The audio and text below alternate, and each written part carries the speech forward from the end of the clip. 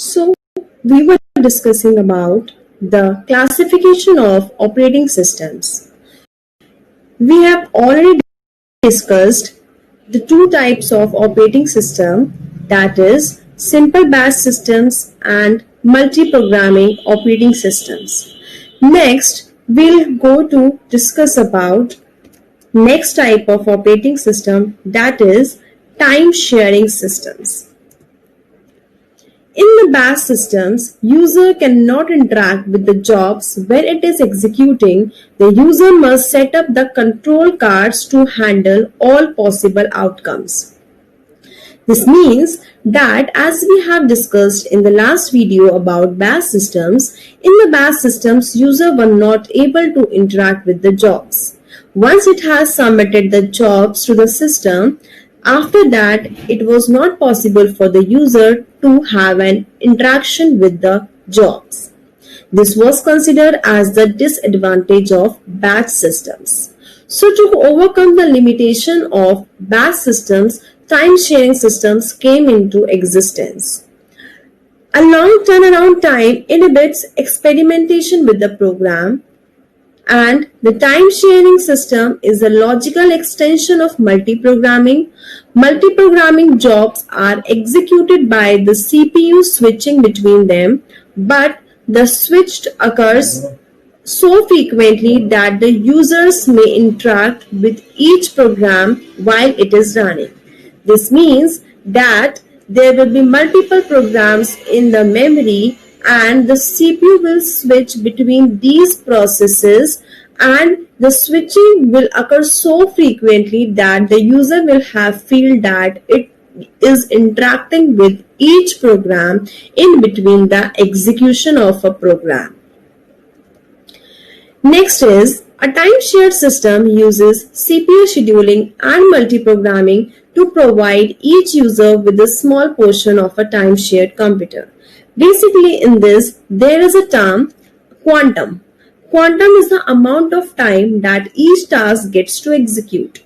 So, if we have multiple programs, multiple processes in the main memory, then each process will get a particular time to execute, which enables that every process or each process will get an equal opportunity to execute. And as we have multiple processes in main memory, then CPU idle time will also be reduced, because if we have available or idle CPU with us, then we can allocate that CPU to the process which is ready for execution. Each user has at least one separation program or one separate program in memory. A program that is loaded into memory and is executing is commonly referred to as a process. It allows many users to share the computer simultaneously, because we have multiple processes, multiple programs in the system that allows many users to share the same system at the same time. It also ensures orderly execution. The system must provide mechanism for job synchronization and communication, and must ensure that jobs do not get stuck in a deadlock forever waiting for each other. This means that if we have multiple programs, then it is the duty of the system, of the operating system, to enable the synchronization between the multiple jobs and to enable the communication between these jobs, because it may require that jobs need to communicate with each other. And there is one point also which should be cared by the operating system, that is deadlock. If we have multiple jobs in the main memory and if these multiple jobs are executing, then we will have to take care of deadlock. Deadlock means if there are two processes and these two processes are dependent on each other for the resources, for the requirement of resources, and process P1 has some resource which is acquired by that process, and if that same resource is required by some other process P2, which has already acquired a resource R2, which is also required by process P1. So these two jobs will get blocked, which will cause deadlock situation. Because process P1 will not free the resource R1 until and unless it completes its execution, and process P2 will also not complete its execution because it requires resource R1, which is acquired by process P1. And P1 execution is dependent on the resource which is acquired by process P2. In the next chapters, we will discuss deadlock in detail. So this is the duty of operating system. This is also a task of an operating system to ensure that jobs do not get stuck in a deadlock forever. Next type of system is parallel systems. Parallel systems means having more than one processor in close communication, sharing the computer bus, the clock, and sometimes memory and peripheral devices. This means that in parallel system there are multiple processors which are doing or which are performing the multiple jobs. Each processor will be given a particular job to execute. So the main thing about this type of operating system is it can run multiple processes in parallel at the same time. And the multiple processes can communicate with each other via shared memory. Shared memory will be shared by the multiple processes, and these systems are referred as tightly coupled systems because they are tightly coupled and they are sharing the peripheral devices. One main advantage of the parallel systems is increased throughput. Now, what is throughput? Throughput is number of processes executed per unit of time. So, if we have system which can execute multiple processes at the same time, then eventually it will increase the throughput of the system. It also saves money compared to multiple single systems because of sharing of peripheral, cabinet and power supply. You can call it like a multiprocessor system's cost is less than a number of individual single processor system because resources are shared between the multiple processes. It also increases reliability and provides graceful degradation. Ability to continue providing services proportional to the level of non-failed hardware. This means it will continue providing services. If a particular processor gets failed, then it will continue providing services to the level of surviving hardware. Next is fail-soft. System designed for graceful degradation is called fail-soft. This means that these systems are fault-tolerant, that can be defined as if a particular processor suffers from a failure, if there is a failure of any single component, then the system will still continue the operation. Tandem system uses both hardware and software duplication to ensure continued operation despite faults. The system consists of two identical processors, each with its own local memory and connected by a bus. This means that there will be a duplicate copy of the processor and there will be a duplicate copy of the process as well. Then one of the processor is called primary processor and another is called backup or secondary processor. Two copies are also kept with each process. One copy will be with primary processor and another copy is with secondary processor. So if there is a failure in primary processor, then the backup copy will be activated and will restart from the most recent checkpoint.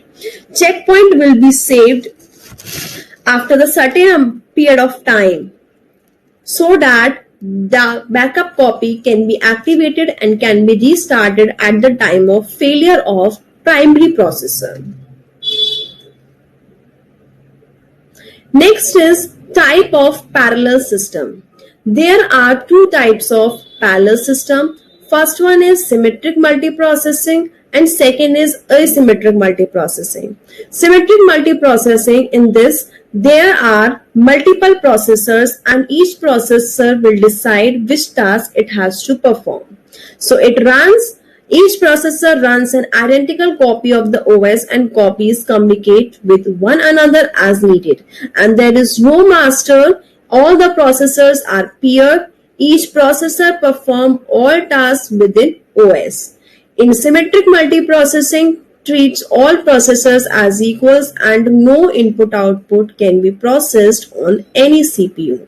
And the memory can be shared between multiple processors.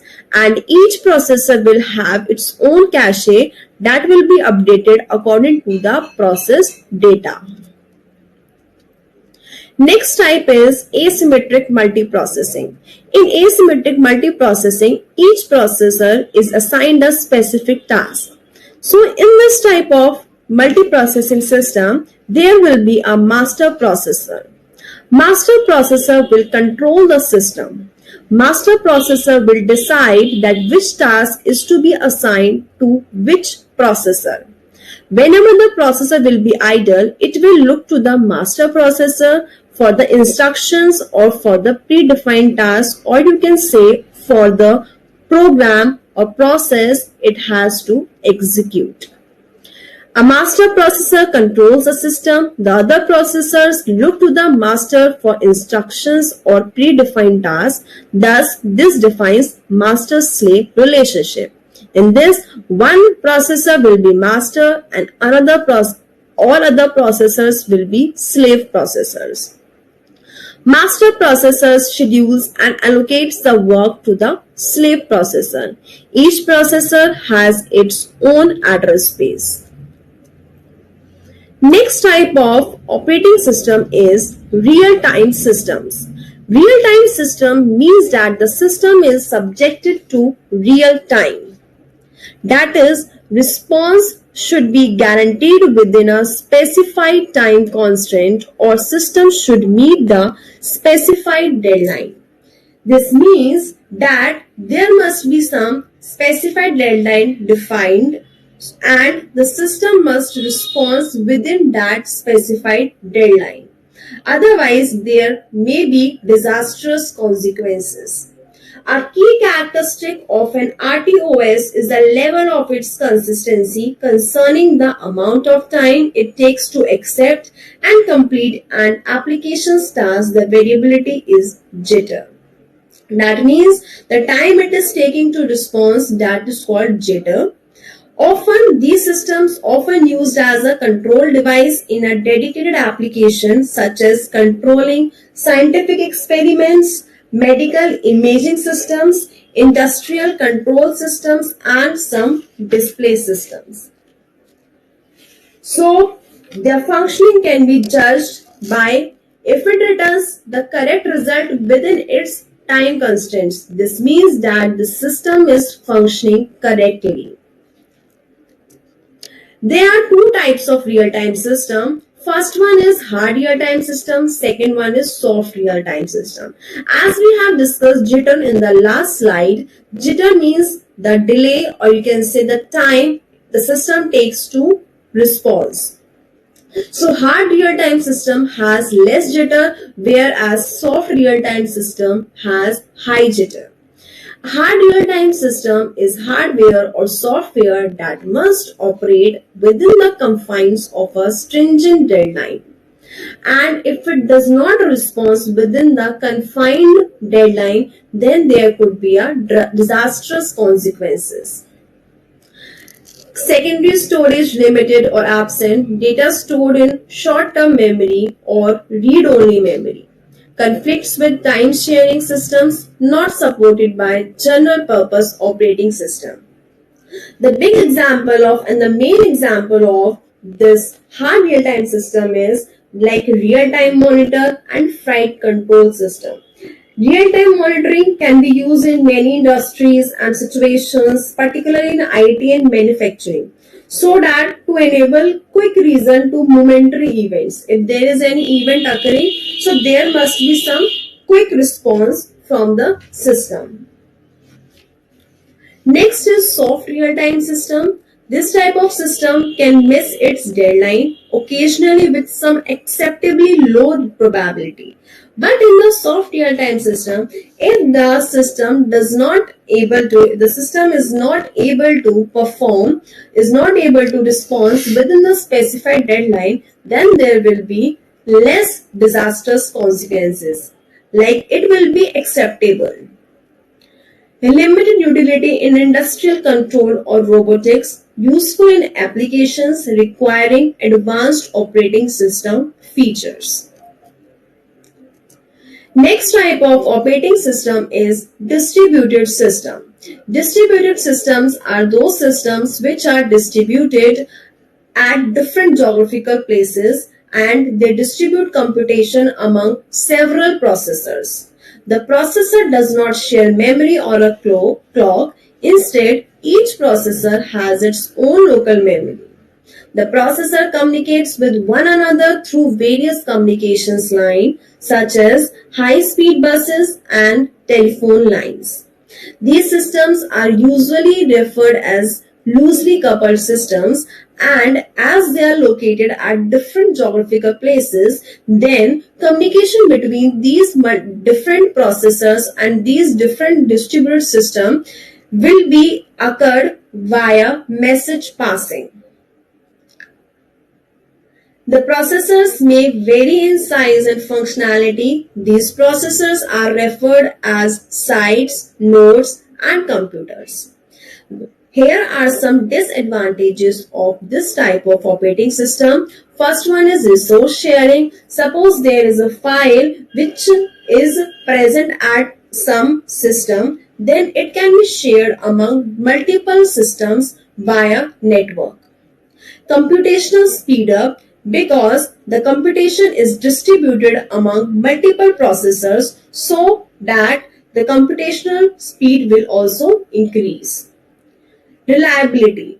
As we have distributed the task between multiple processors, then our complete task, we have divided subtasks. So the complete task will not reliable, will be very good reliable, will have good reliability, because if one system get failed, then the complete task will not stop.